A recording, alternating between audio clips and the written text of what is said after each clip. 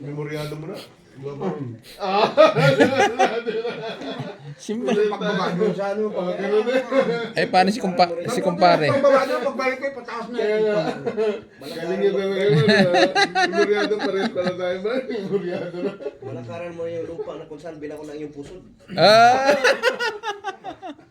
At pumunta ko doon, nakita ko yung lupa.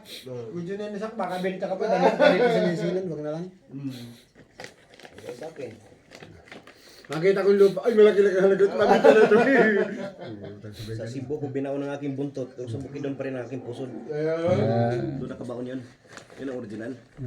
Buntot na yung binaon ko sa Cebu, buntot.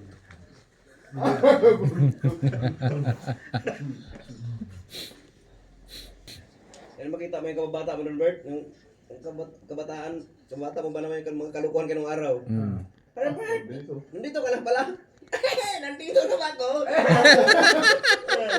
Bakit naman nun? Masaya kaya nun.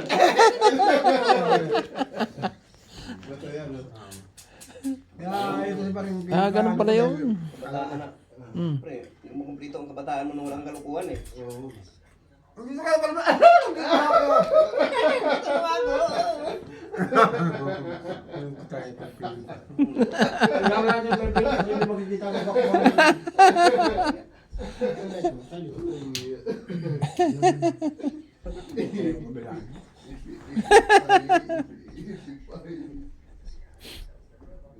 Masaya nung ganun, di ba?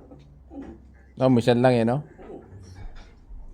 Ito mo kita, guwapo na lang. Sa atin, mano-mano eh. Papili pa naman ang namin sa Imin. Sabi ko nga dun sa mga kano ko, ando, ay, buhay ka ba pala?